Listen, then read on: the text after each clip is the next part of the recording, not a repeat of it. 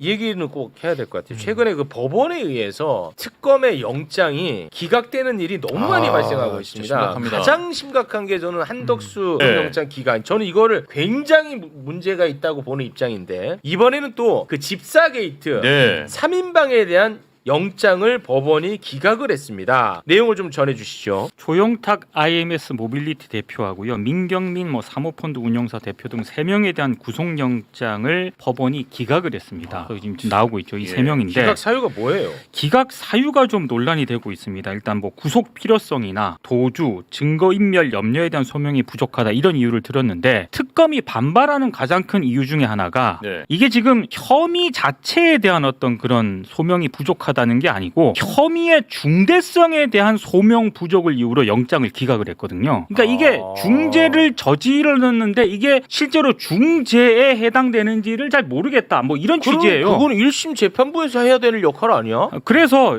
이런 식으로 영장을 기각한 선례는 없다는 게 특검팀의 판단이고 그래서 강력 반발하고 있고 다시 영장을 청구하겠다라는 입장입니다. 혐의의 중대성은 1심 재판부에서 하는 거 아니에요? 아니 그걸 떠나서 혐의 구속영장 주로 범죄 사실에 기재된 게 혐의잖아요. 그러면 그 범죄 혐의의 소명 여부는 구속영장 발부의 기준이 될 수가 되죠. 있죠. 그 범죄 사실을 입증할 만한 입증의 단계까지는 못 가더라도 낮은 단계 소명할 만한 증거 수집이 됐느냐. 그러니까 무고한 사람을 혹시라도 구속하면 안 되는 거니까. 그거는 기각이나 발부 사유가 될 수 있는데 이 혐의가 중대한지를 특검이 입증해라? 이건 내가 들어도 좀 이상해요. 그렇지. 버더듣다보다. 아니 그거는 판사가 보면 알아야지. 버더듣다보다. 그래요? 그럼 분노해 주세요. 이게 이상한 게요. 조영탁이 184억 투자를 받았잖아요. 뇌물성 투자입니다. 184억 중에 조영탁 대표가 내가 개인 채무 그 상황에 사용을 했다. 36억. 36억. 본인이 자백을 했어요. 그게 이제 배임 횡령이죠. 근데 이게 중대인지 모르겠다니. 판사 입장에서 영장 기각을 낼 때 그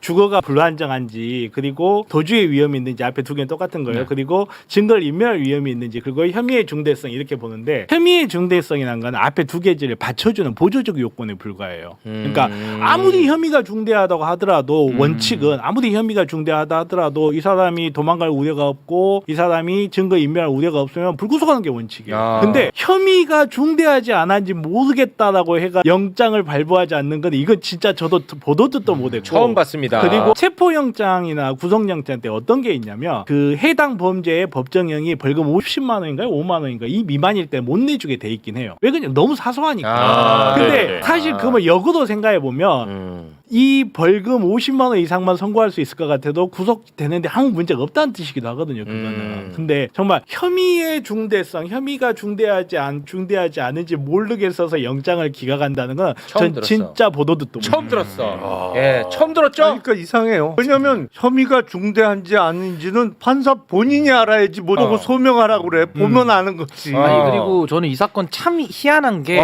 굉장히 중요한 중대범죄인데 중대범죄예요. 과거에 김예성에 대한 압수수색 영장도 기각이 여러 차례 됐었거든요. 맞아요. 거기다가 지금 이 공범으로 의심되는 이 3명에 대해서도 영장 청구가 기각이 된다. 그러니까 이제 재청구 당연히 해야 되는 것이고 냈다. 뭔가 이게 사법부에서도 요 사건에 한해서는 지금 너무 영장을 안 내주려고 하는 부분들은 분명히 좀 기류는 있는 것 같다. 그렇습니다. 이상합니다, 그래서 이제 이거 이상하다는 건 정리가 됐으니까 이 얘기는 너 딴 데 가서 딴 소리 하면 안 돼. 너는 더 알려야 돼. 이거 확실하게. 나 이틀 막 안 해. 이 진짜 이상한 법조인 세 분이 다 이상하다고 했잖아. 말이 안 되는 거죠. 말이 안 되잖아. 한덕수 더 말이 안 되고. 한덕수 최악이고. 맞지? 그래서 이 건에 대해서 많은 사람들이 이거 조이대에 난 시즌2 아니야? 이렇게 의심합니다. 왜냐?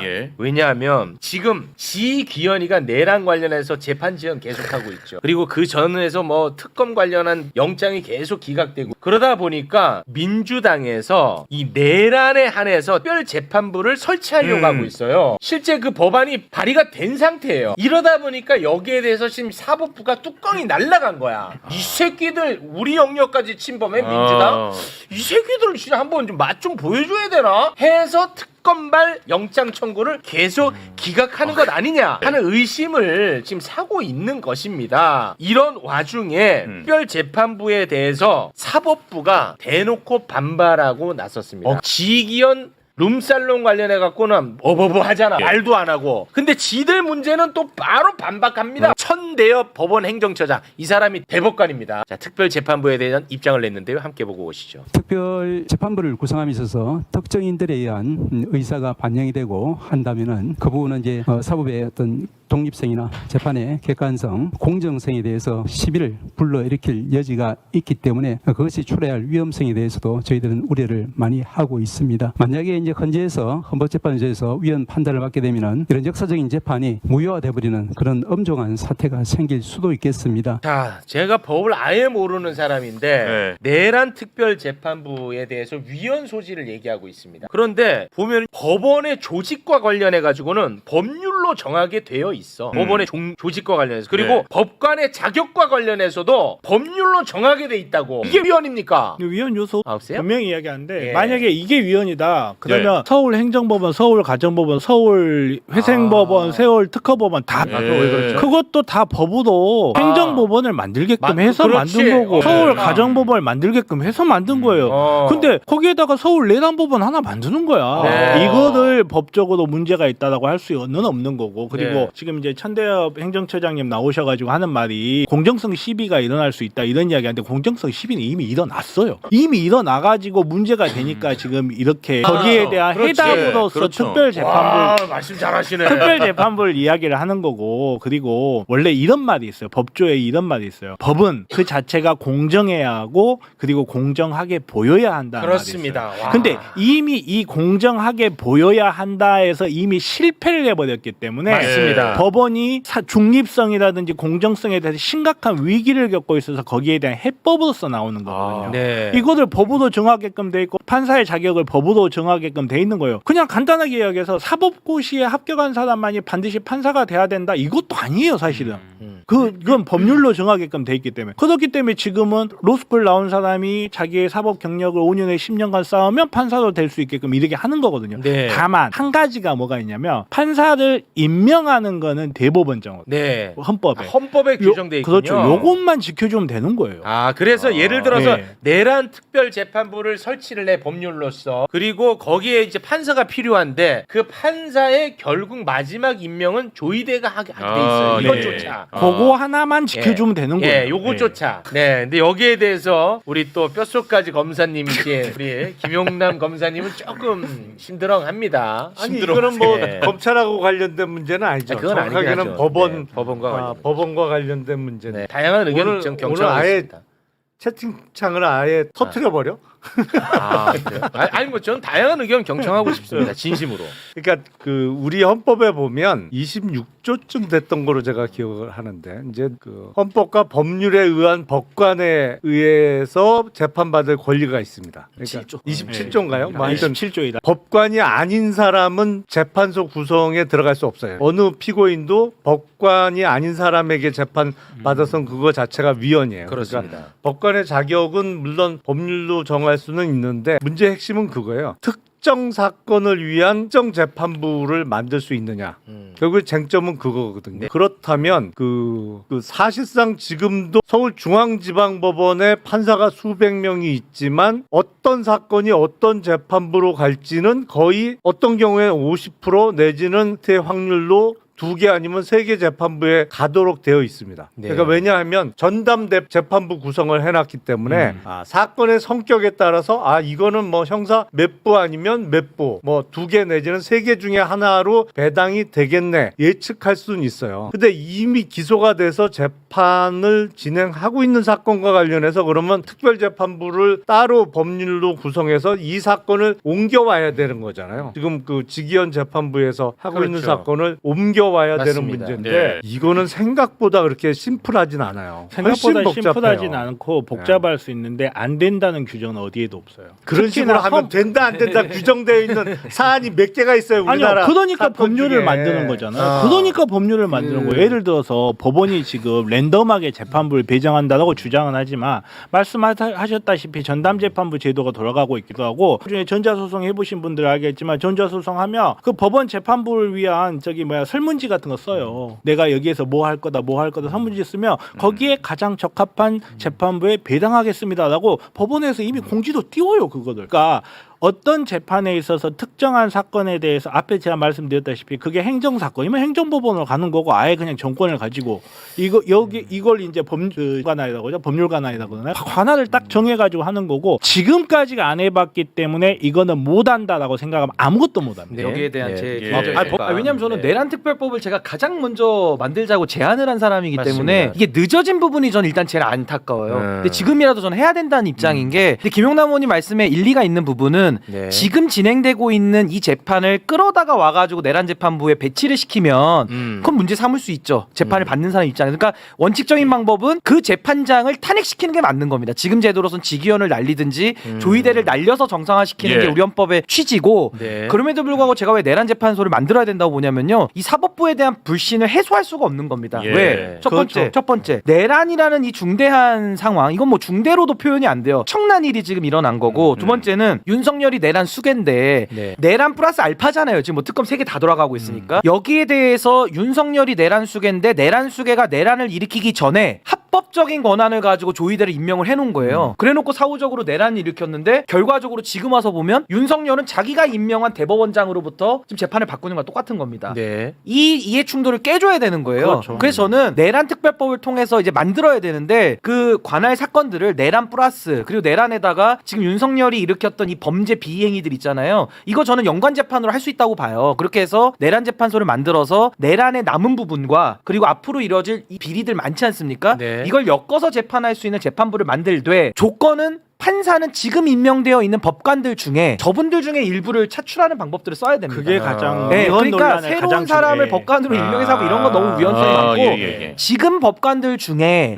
조의대의 임명권으로부터 자유로운 법관들이 있어요. 이 사람들을 어떻게 추천받고 어떻게 검증할지는 우리가 따로 논의는 더 해야 되겠습니다만 최대한 중립적이고 국민들의 다수가 수긍할 수 있는 방법을 가지고 저는 미래의 사건을 가지고서 내란 재판부를 하면 저 그 부분에 대해서는 크게 위헌 시비를 그러니까 막을 수 그럼 있다. 신인규 변호사님 그리고 말씀은 하나만 더 추가. 내란변 재판부가 아니라 특검 특별 특판이죠. 재판부네. 그러니까 근데 특판인데 내란과 관련된 거를 중심적으로 아, 하되 그게 중심이고. 네, 중심적으로 하되 지금 윤석열과 관련된 사건들이 많잖아요. 그러니까 요거를 정리하는 부분을 조금 더 열어놓는 쪽으로 하고 이게 만약에 위헌으로 간다 그러면 하나 제일 걸리는 건 뭐냐면 이거 있는 그대로 말씀드리면 이게 과연 우리 과거에도 특별재판부가 있었어요. 근데 그때는 헌법에다가 써놨습니다. 그래서 이걸 이제 입헌 관행이라고 하는데 지금은 이제 우리 헌법에는 특별재판부 조항은 없고 특별법원을 설치할 수 있다는 이제 군사법원 관련된 내용만 있는 겁니다. 그래서 이게 입헌 관행이 있기 때문에 이거는 사실은 그 위헌론에 좀 더 강화된 의견이긴 합니다만은 저는 이 사건이 워낙 중대하고 지금의 사법부가 자정을 안 하고 있기 때문에 네. 저는 이런 특별판사 제도는 도입이 지금은 필요한 시점 아닌가. 그러니까 복잡하게 생각하지 말고 특별 네. 법원을 만들어 보면 된다는 거예요, 제 말은. 네. 판부를 하나를 만들어 가지고 내란 특별 재판부를 만들지 말고 법원을. 말 그대로 서울 행정법원 만들듯이 서울 내란 법원을 만들어 보면 된다는 대신에 거예요. 그러면 그 행정법원과는 달리 시한을 두는 건가요? 뭐 시한을 두는 방법을 할 수도 있고 아니면 내란은 언제든지 있을 수 있다 해가지고 또 아, 그럴 수도 있고. 굳이 뭐 네, 알겠습니다. 배가 산으로 가네. 산으로 갔습니까? 그 배는 아, 아주 좋은 배입니다. 아, 이거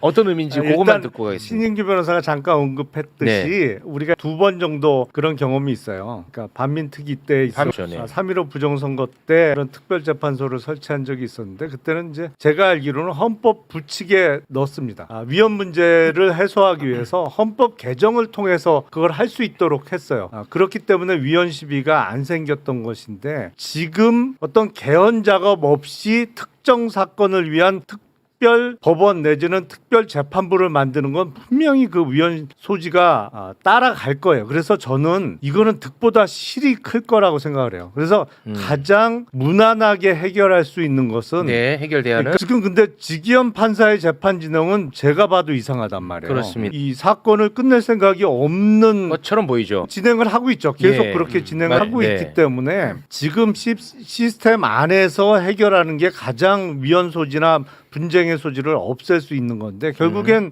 법원 판사들이 계속 있는 게 아니잖아요. 법원의 인사 이동 내지는 지금 법원 행정처에서 접대 받았느냐 여부를 놓고 지금 강간 무소식인데 그렇습니다. 정말 접대 받은 게 맞다. 없다면 감찰과 징계 절차가 들어가야 되는 것이고 그걸 안 하니까 그 얘기는 그렇죠. 하지 마시고. 그러니까 안 하는데 근데 그게 그런 법사위에서 네. 법원 행정처장을 상대로 그걸 추궁해서 그 결과를 빨리 도출해 내는 게 안 하니까 가장 문제지. 무난한 의원님 그걸 안 생각을 하니까 해봐. 문제지. 생각을 해봐요. 그러면 특별재판부를 설치한다 그러면 재판부의 구성을 특정 판사의 이름을 법률에다가 넣어? 그건 안 될 거 아니 아니에요. 특별 검사를 만들면서 특별 검사의 이름을 넣는 게 법에 아니고 넣지. 추천하는 방식을 거기다 넣어요. 그렇죠. 아니, 그러니까 그리고 나서 2배수로 뽑아. 그런 다음에 거기에서 조희대가 임명하게끔 되어 있어. 그게 지금 현재 발의가 된 상태입니다. 예. 그거 어떻게 하실래요? 나중에 보세요. 근데- 보면 지금 이 벌어진 내란 사건은 사실은 재판 결과 그러니까 판결만 내려지면 윤석열 피고인의 유죄뿐만 아니라 형량도 어느 정도 다 나와 있는 사건이에요. 예상이 충분히 되는 사건이에요. 네. 근데 내란 특별재판부를 만들어서 거기서 선고를 내린다. 그러면 그 다음부터 저게 사회적 갈등이 너무 심할 아니 것이다. 계속 그걸 물고 늘어질 네. 거 아니에요. 저게 아. 특별재판부라 중형이 선고되고 유죄가 선고된 거다. 이게 네.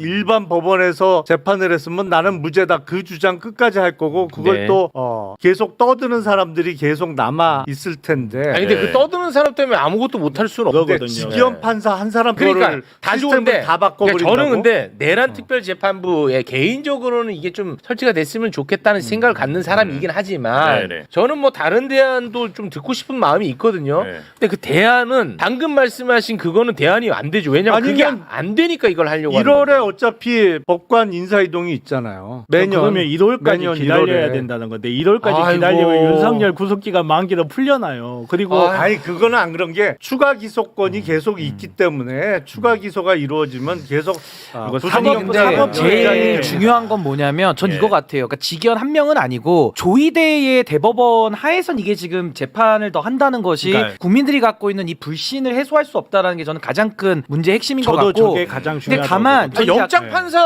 그러니까 영장 판사가 임명권자니까 당연히 눈치 보죠. 그래서 저는 다만 위헌성의 시비가 없는 건 아니에요. 다 충분히 있습니다. 아까 제가 입헌관행도 설명을 드렸고 위헌 시비 당연히 있고 최대한 위헌성을 줄여서 만들어야 되기 때문에 그렇죠. 저는 그래서 지금 하고 있는 직연 재판에 대해 가지고 그걸 끌어와 가지고 내란 재판부로 가면 네. 저 위헌 시비가 커진다고 봅니다. 그러니까 기존 재판을 하면서 그건 그 판사를 탄핵으로 날려버리는 게 저는 맞다고 보고 네. 다만 내란 및 요 내란과 관련해서 했던 그 사람들에 대한 관할을 사건에 대해서는 전 좀 규정을 축소해서 할 필요가 있다고 보고 네. 그렇게 해서 앞으로 벌어지는 일들에 대해 가지고는 지금 뭐 삼특검들 돌아가고 있잖아요. 전 거기에 대한 사건들을 재판하는 특별재판부를 반드시 필요하다. 이거는 네. 왜냐하면 조희대의 문제가 가장 큰 거예요 지금. 알겠습니다. 맞아요. 그러니까 조희대 우리가 문제가 큰 잊어먹고 있는데 조희대 코트가 한 짓이 뭐냐면 이재명 대통령에 대한 재판을 5일 만이었나 19일 만이었나요? 네. 9일 만에 내려보낸 네. 거예요. 9일 만에. 이 짓을 한 게 지금 조희대 코트인데 이걸 도대체 우리가 어떻게 신뢰를 할 수가 있느냐.